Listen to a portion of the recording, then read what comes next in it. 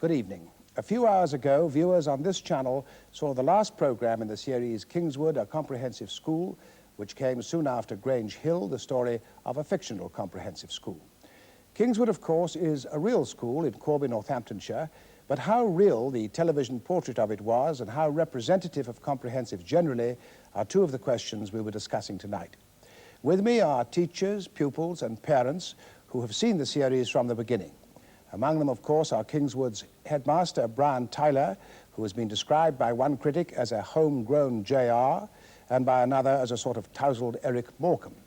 Another headmaster with us is Dennis Silk, warden of Radley, about whose school the producer of Kingswood, Richard Denton, made a previous series. And Denton is here himself to say why he made the series as he did.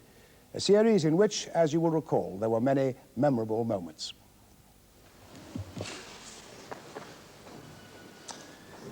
As Mr. Baldry told you, my name is Brian Tyler, and I'm the headmaster. Although, from your point of view, Mr. Baldry will be your boss during your first 2 years in the school, and he's the one with Miss Richardson who will look after you. But it's my job this morning to welcome you to the school, and most of you, don't forget, are going to be with us for a long time. We're going to work together for 5 years, 6 years, 7 years. Now, I'll make you a promise. Mr. Baldry and me and Miss Richardson and all the staff, all the time you're here, will try to treat you as we would want to be treated ourselves. We'll try to do that. My sister had a new baby last week. I mean, from now on, I am going to change my attitude. I'm just going to be good. I'm not going to get into any more trouble. I just want to grow up and just be known. I don't want to grow up and just be known as a spiteful little terror, like most people call me. I just want to be good and kind. I mean, deep down, I am good and kind, but higher up, I'm just horrible. School's like a prison. You work by bells. Did you see that thing? It was what was it? Ham House of Horrors. About bells, when you eat, when you go, like animals. Oh, school's like that. Bell rings, you can go. Bell rings again, you've got to be there. Bell rings, going for your dinner. How about 2 A's and a C? What? It's great. Smashing. Tremendous. I can't believe it. Tremendous. Well done, my son. What did you need, Ian? B and a C. And all you got with 3 A's. Congratulations, they're superb. Marvellous. Thanks, You may have the rest of the day off. That's great. Well done. I shall. Thanks a lot. Tremendous. Oh no. What did you get? I'm gonna look it up. Oh, what did you get?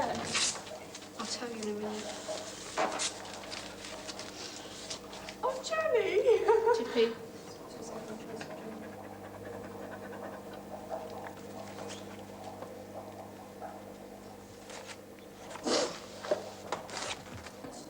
Yes? You said I could wear them. I don't remember saying that. You did, because you stopped me in the doors and you stopped me twice. And I says, you said I could wear them last time in that doorway. You said, oh, did I? And I said, yes. And he says, well, that's all right. Could you do me a then. favour and not wear them then, please? Like Oh, well, I this. know, yes, right, yes. You go tucked, but it's difficult, isn't it? Well, you said Well, it let's have a look. twice. Let's have a look. I mean, you're the headmaster. I know who I am, and I know who you are. I mean, why do you have to wear those? Because that's what goes with the dress. Brian Tyler, as headmaster of Kingswood, looking back, do you think that that has been a fair picture of your school? No. I think it intended to be fair, but I think the very nature of the medium, in the end, ensured that it couldn't be fair, because the camera is attracted to the disasters and distresses of life, for obvious reasons.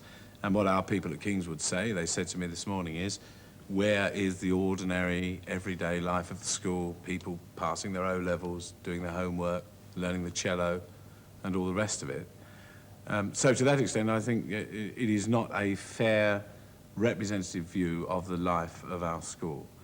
I don't think we complain about that. I think we realise that is how it had to be. We lament it. You're quoted as saying that you wouldn't ever trust television again, is that right? Oh, well, I don't know that I trusted it in the first place, actually. I don't think that's fair, no. I certainly have had a relationship of trust with the producer, yes. I think there was always a contest or conflict between the nature of his occupation and the nature of ours. Sometimes his occupation won, sometimes ours did. But in the end, I don't think that what you saw over 9 programmes really in any way represents what it's like to live there day after day, year after year. Michael Hendy, you're a County Education Officer of Northamptonshire. How did you view the series? I think that the segments about the school life that were shown were very fair and very accurate. And I think that Richard Denton played fair with us and represented what he decided to show well and faithfully. But I share with Brian the feeling that a large area of school life was not shown. I'd have liked to have seen more ordinary children, well-organised ordinary children, going about their ordinary business, working well and succeeding. And I would have liked, too, to have seen something about how the curriculum is worked out, how decisions are made about the way in which children are grouped and how teachers are set to particular classes to do their work and so on. In other words, I would have liked to have seen more about the way schools work from the point of view of children and from the point of view of teachers, and probably from the point of view of parents and governors. Well, thank you. What about you, Andy Clark? You're a member, I think, of the Junior 6th at Kingswood. How did you and how did your colleagues in the Junior 6th and indeed the Upper 6th regard the series? Well, I agree totally with what Michael and Brian have said. I think that what was shown was a fair picture and a correct picture. What I don't think is that the whole picture was shown. And what I was disappointed with was that the fact that our excellent academic record was not highlighted, was not shown to be what it was, and the fact, like Michael has said, that the ordinary day-to-day running of the school was not shown. I think it dwelled too much with staff and with the administration and not so much with the actual running and with the kids. Well, Richard Denton, you are the producer and director of the series. You've heard these criticisms, and they're mostly a common criticism there of omission. What is your answer to that? Well, I think there's an inevitable element of truth about it. But I wouldn't want to overemphasize that. I mean, I think that the people within an institution have a view of it, which isn't necessarily more valid than anybody else's view. And the series is obviously a personal view. I think there is an element of truth about it. I think that the more mundane events are more difficult to reach because by the very nature of being more mundane, you tend, therefore, to interfere with them if you take a camera in. And this kind of series tends to stake out the perimeters rather than investigate the middle ground. There is an element of truth there. But I wouldn't want to overemphasize that. You didn't occur to you, for instance, to do a whole program on a kind of montage of different teachers teaching different classes? Yes, it did. It did. And we investigated it. We actually wanted to do a kind of putative day in the life of the school, following different pupils. It didn't work.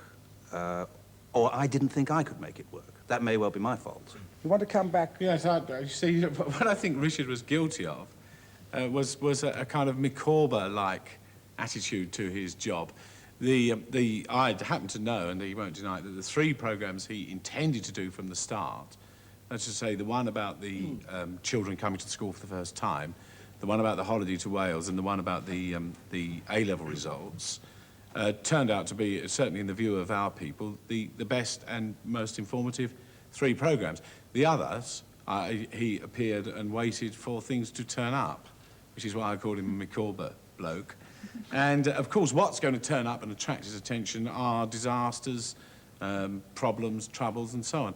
I think, in retrospect, I didn't think so at the time. I think now, in retrospect, he would have done better to have arrived knowing the areas he had intended to cover and to have actually pursued those particular areas. That's my own view now. A quick reply from you, Richard, and then we'll move on.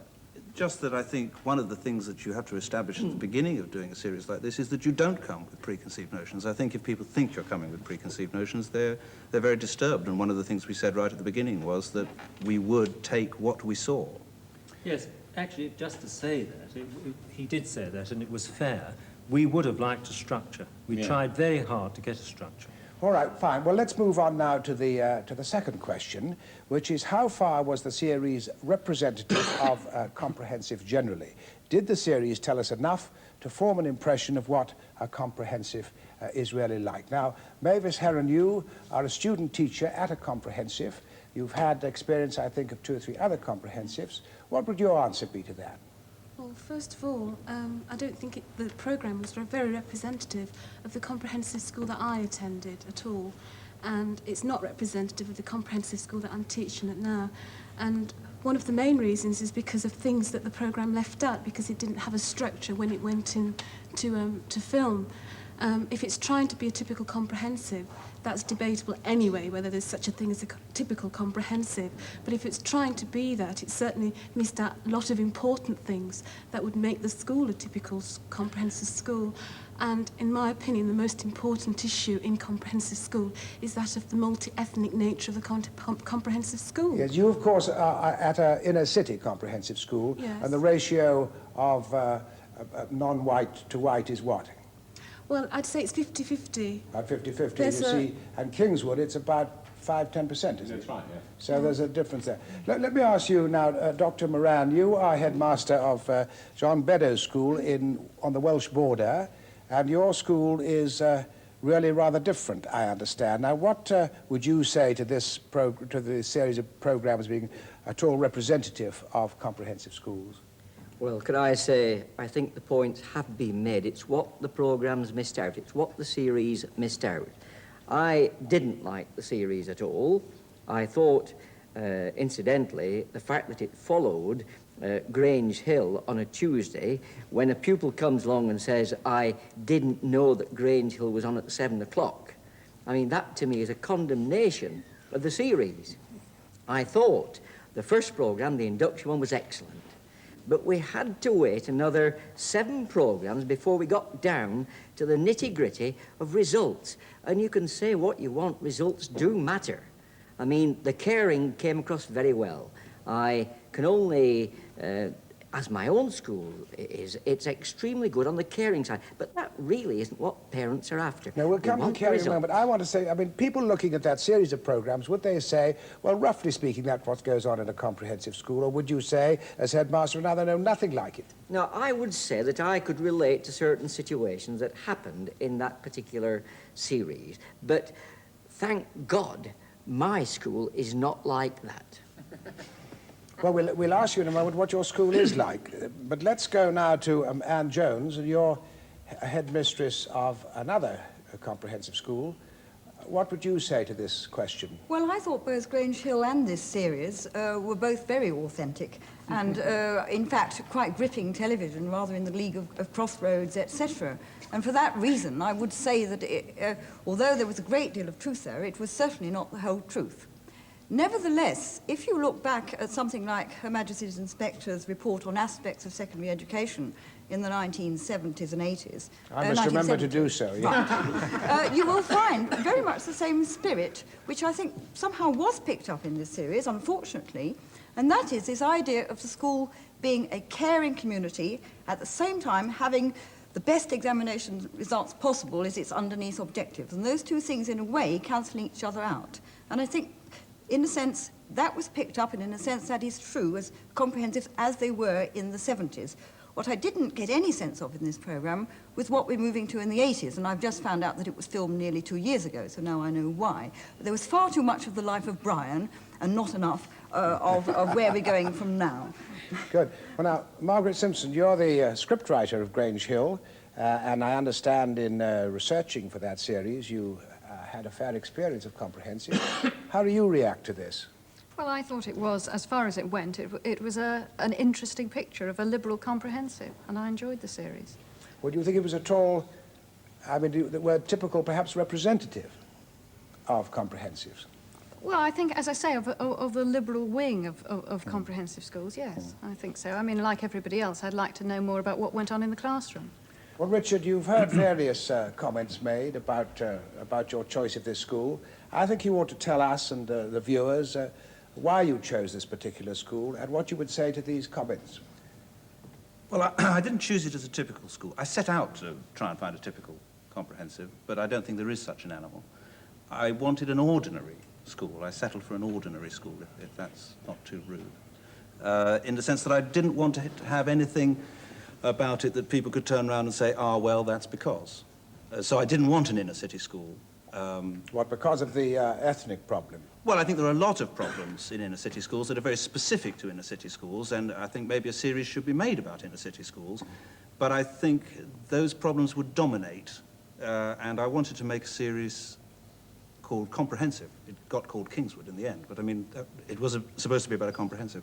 So an ordinary school, and I certainly, it was really a question of rejecting schools for having specific things about them that I felt would be confusing. As regards a lot of the criticism, I think some of the criticism has been about not the accuracy of what people have seen, but how much they would like it to have been seen. Not that these things are inaccurate, but they'd like to have seen more of certain things, whereas Anne was saying that these things may be accurate, but may not be quite right. Dennis Silk, you've been observing this from afar. Did the series strike you as being what you imagined? I don't know what experience you have of comprehensive schools, but imagining it, what the kind of school that a comprehensive would be like that? I enjoyed the series very much. I know a bit about the comprehensive schools in my own locality, and I was impressed by the headmaster's style. And of course, I did have one unique experience in that I had actually been through the mill myself at Richard's hands, so I knew what Brian was feeling all the time. But now you see, yes, I'm sorry, but you said in an article in The Listener when he did his series on Radley, you felt there were a number of omissions. I think the art school was one, I think that the teaching was another, and you also made the point, said he didn't really show the community we were, the community we are. That was the actual phrase you used. Did you feel in this that he didn't show the community that was Kingswood?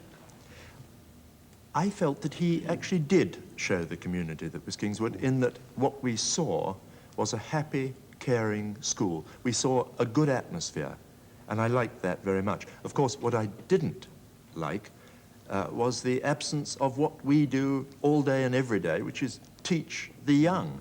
And that is so important that it seemed to me a very, very important omission. I would like to yes, you shall. I would like to say that the overall impression that a viewer would get would be that Kingswood, I know it isn't, but this is the impression that Kingswood was a school with problem children, and they would equate a comprehensive system of education to problem children.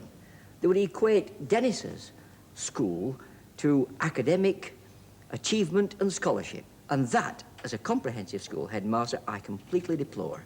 I think that that was a dreadful fault of the producer. Richard? Well, I don't agree with the interpretation. I mean, I don't see the schools in that light. I don't see the series in that light.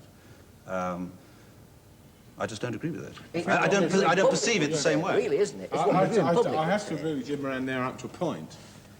Because Richard will testify that many times during the course of the filming, I said to him, disgusted of Tunbridge Wells, will say, all that comprehensive schools have are children with problems. Where are the achieving children? Yes. And to that extent, I agree with what Jim Moran says.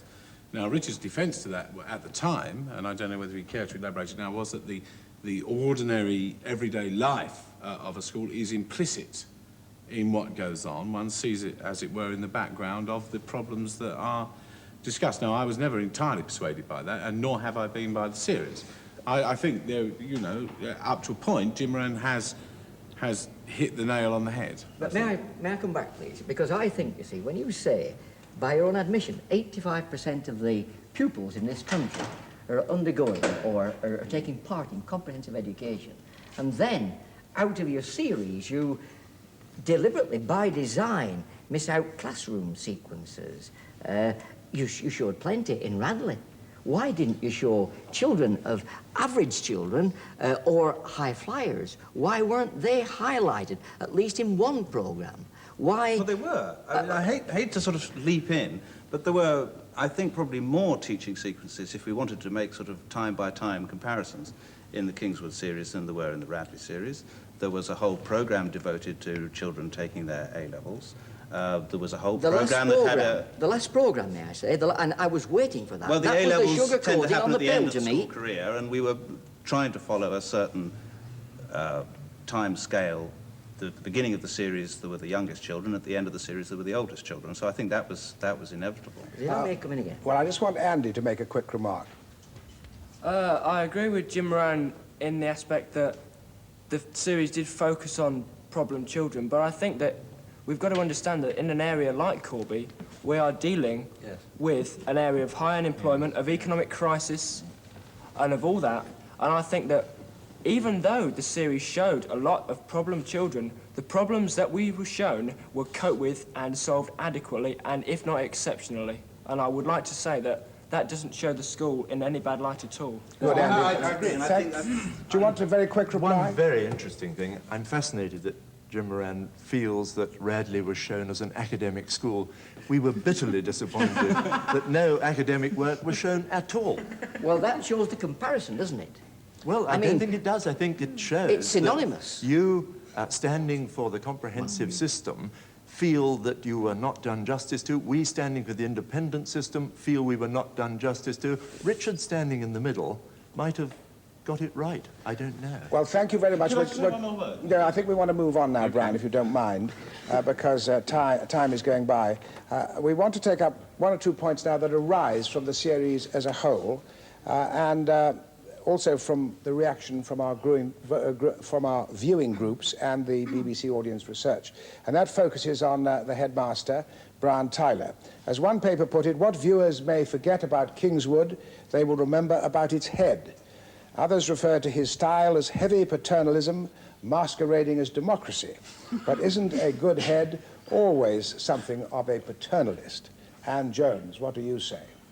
Well, and you've written a treatise about headmasters. Well, I'm working on it at the moment. Brian fits into my category, and he said it himself, of the Arnold tradition, which is to say the charismatic, paternalistic, all-powerful, godlike figure, transmuted in modern times into sort of superhead, always present and whizzing round everywhere, and always powerful. And I actually do believe that in this day and age, that kind of headship style, although it is ever present and very, very popular and almost the most prevalent style, is not all that useful, because the job of being head of a comprehensive school is now extremely complicated. I do think it's very important now to move us to a style which is less charismatic and which does incorporate a great deal of teamwork. You need to work through your staff. You cannot possibly do everything for yourself. And I would suspect that the cameras did not do justice to Brian's actual real style in this. Dr. Moran, what do you think?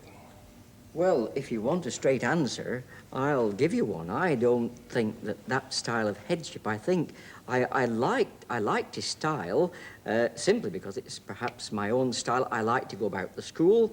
I like to meet the pupils. I wouldn't become involved in an argument, I might say, with a girl about a pair of high-heeled shoes. The one thing that I didn't like, and I refer back to the programme, the appointment of the third deputy. And I thought that to involve the staff in decision-making and for them to give their opinion and then to completely and absolutely ignore it, and also to ignore the opinion of one governor and also, apart from the one governor, the local education authority officials, to ignore that. Well, he's a very clever man, and of course he played his trump card at the end when you said, right at the very end, well, if I can't have the person of my choice, then I think we should re-advertise. Can you imagine going through all that process again? I mean, I thought that was a very clever ploy. That was his prerogative, though, wasn't it? Was it? Where did the governors come into this? There were only two governors there. Mr. Henley, what is the situation there? I think the matter's being oversimplified. I mean, obviously, Brian would have gone through the shortlist with his chairman of governors beforehand, and they would have exchanged views and decided which of the candidates they thought was most likely to do the job to be done. And then, of course, they would have taken into account in that context the views of the staff, which, as I indicated earlier, was a very democratic approach. And on that, I wonder if I could go back to the main point about headship. I do think myself that the more successful heads are the ones who enable the teachers to get on with their job in the most effective possible way, which means that they feel secure, feel that they're supported, and know that if there are complaints, they'll be dealt with fairly, and know that everything that they require to be done to ensure that the children are working with the school happens. Well, it's Anne a Jones team has nodded leadership. at that. Brian Tyler's nodded at that. What is, well, just going to ask Dennis Silk what he thinks. Do you think that a headmaster, perhaps you're one yourself, I have no doubt you are, Mr. Silk, who is at the hub of things and who radiates outwards a kind of personality? Is the sort of head a paternalistic, a benevolent despot? I was delighted to see that Brian was paternalistic and a benevolent despot. I was full of admiration for the way in which he got about his school. After all, what matters in a school are the children. First and foremost, and always, it must be the children that matter most. And obviously you work through your staff, and your staff are the key figures in getting the message across. But what came across about this school was that the headmaster cared about children, and every member of his staff cared about children. And the fact that he went into the changing rooms and walked into somebody's class to tell a child to take his coat off, it's not my particular style. But he was about the school, they knew who he was, and they liked him. That's what came across most strongly. I was very impressed with Brian's extraterrestrial powers. He was everywhere at once. But paternalism and maternalism, I think, have to be questioned in an age which is supposed to be non-sexist. Both those modes, to me, smack of telling other people what to do, knowing better than them, and in a way doing things for them. And I think our job at the moment in schools is to equip our children to cope with life for themselves, to stand by them, which certainly Brian was doing, but not to do it for them, not to be paternalistic or protective or paternalistic. And if Brian meant that, I would disagree with his style. Do you think he delegated enough?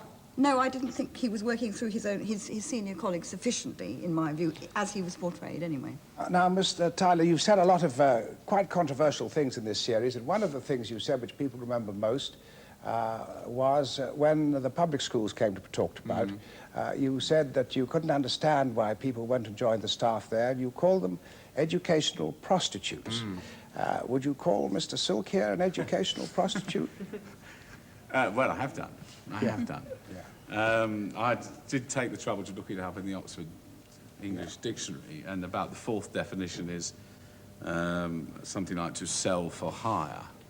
And that was the context in which I made them. I regarded it at the time as a jeu d'esprit, I think, more than anything else. I was rather surprised at the outrage which it caused. And well, it's a fairly provocative word, isn't it? But I was about to blame Mr. Denton again, actually. Yeah, but in fact, you don't want public schools to be abolished, do you? Well, that's the point. You see, what I rather resented was... You're in favour of educational brothels? Well... As it were. I'm in favour of freedom, which is why I'm against abolition of public schools, of independent schools. The thrust of what I said, I stand by, and I think most of us in the state system harbour similar feelings, however tersely we might express them. But my own personal position is that I'm against abolition because it seems to me to be an unlibertarian and tyrannical thing to do. Let's move on now, shall we, to the school regime. Brian, you said at one point, wherever you find a happy, well-ordered school, you will find a regime that is similar to the one which operates here, which some people might think was quite a claim. Well, the regime emerged, I think, as informal and egalitarian, no school uniforms and no chastisement. Now, and no, I don't think, indication of whether there was any streaming of any kind. Now, Dr. Moran, is your regime similar to that? I can't imagine it is. It isn't, not at all.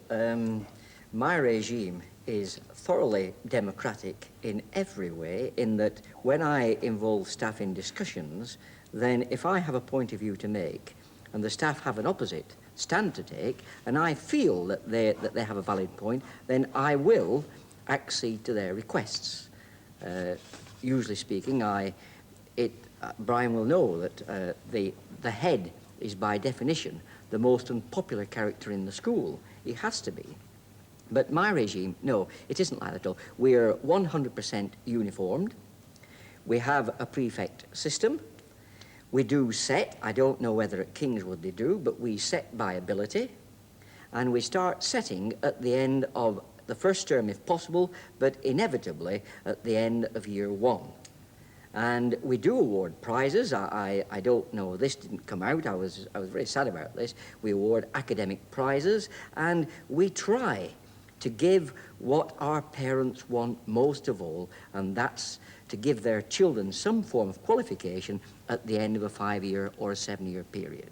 So we place tremendous emphasis, as I think it's now becoming pretty obvious to do at Kingswood. And this is why I deplored the series. I'm so glad I took part in this series, because in this programme, because now I'm beginning to understand that justice was not done. And I want it to be seen not to be done by this series, because the image that came over it was the wrong sort of image. I get so tired of this. We're a caring school. All schools are caring, whether in the independent sector or the comprehensive sector. We want to be schools which attain well, not just care well, but attain well. Do you have corporal punishment in your school? Yes, we do. Yes, it's used, but rarely. It is the ultimate, and everyone says this, it is the ultimate. We have sanctions before the use of corporal punishment. We have several warnings. We put them on report. And incidentally, I like your contract system. I think there's something I can learn from that. We have a slightly similar one, but I did like your contract system. I thought that was excellent.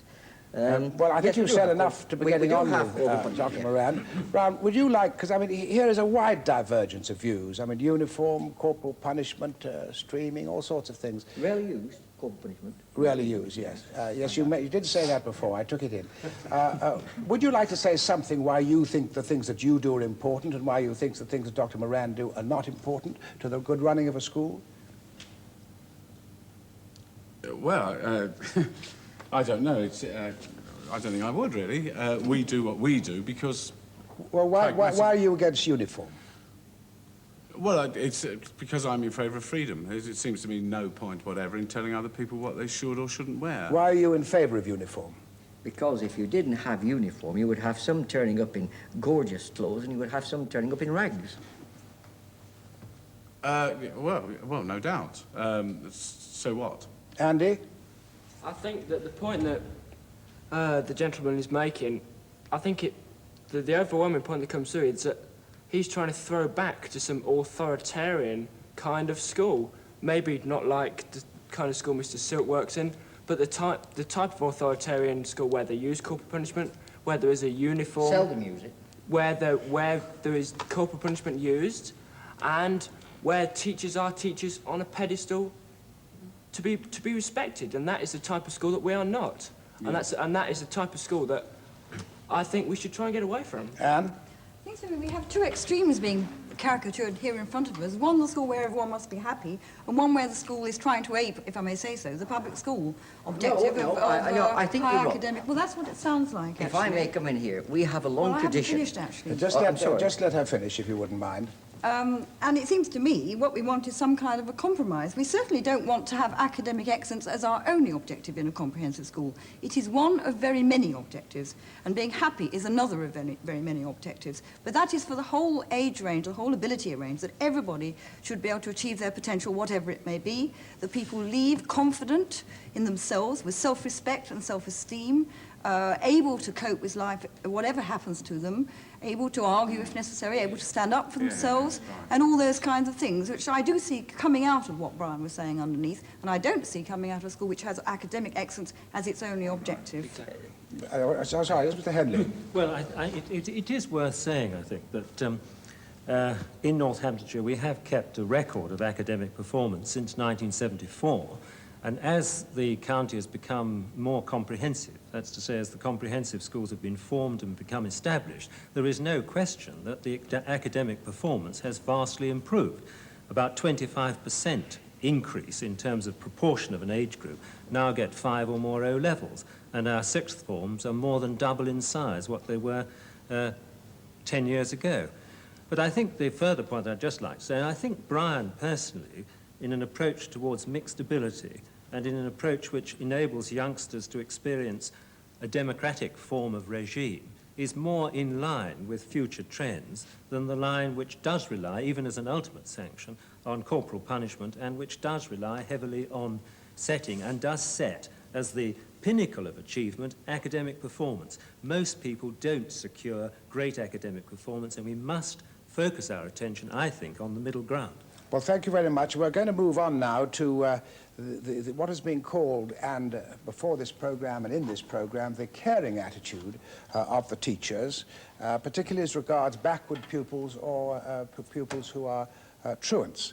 But to some critics, it has seemed that the staff at Kingswood were being as much social workers as they were being teachers. And one does ask oneself, and people have asked, is this a characteristic of comprehensive schools? Anne Jones, is this a characteristic or not? Yes, I think it is one which we've fallen into in comprehensive schools almost to an extreme in the last years of the 70s. And I think it is trying to be everything to the child, and I think that has sometimes got in the way of our role as a teacher and somebody who helps people to learn.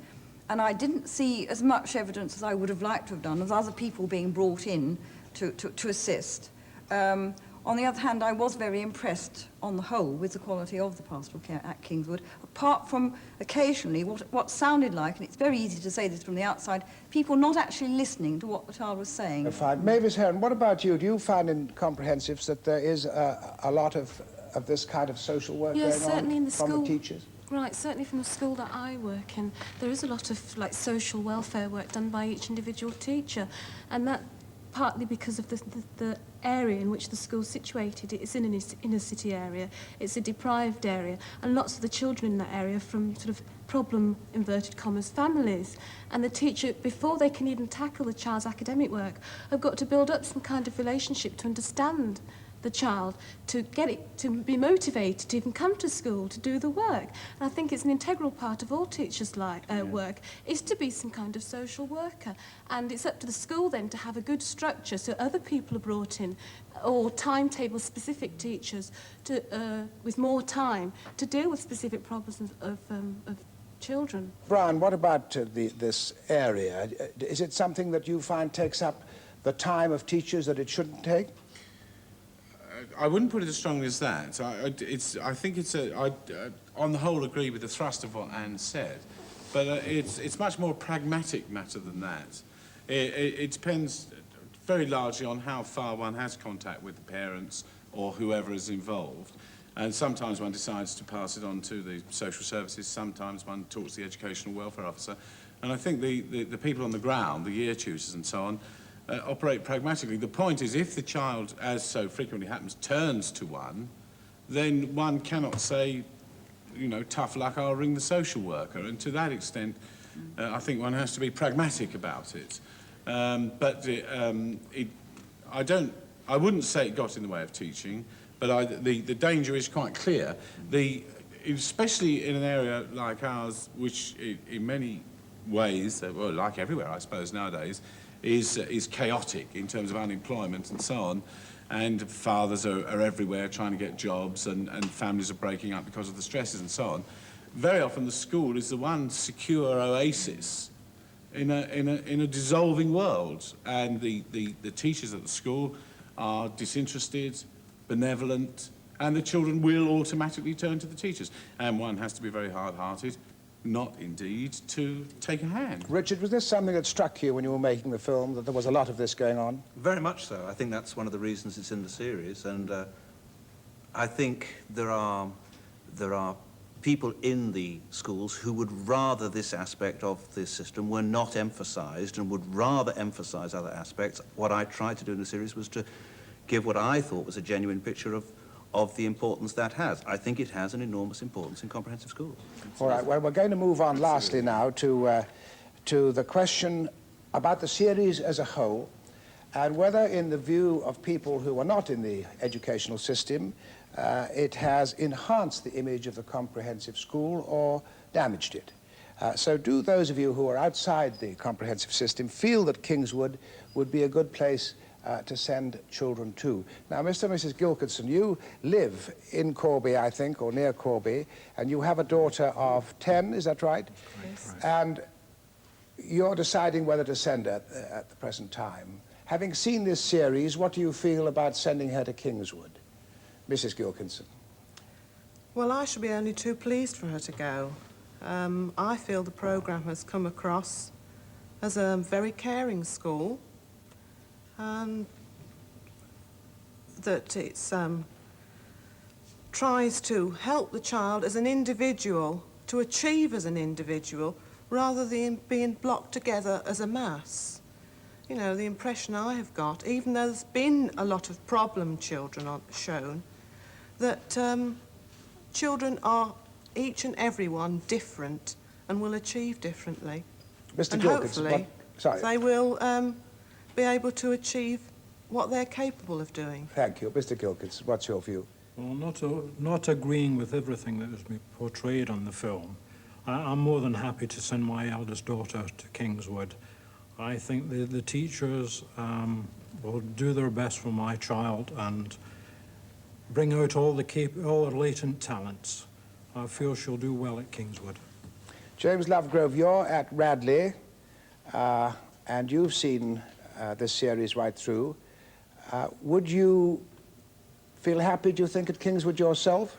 Well, I've been very lucky in that I have been sent to Radley.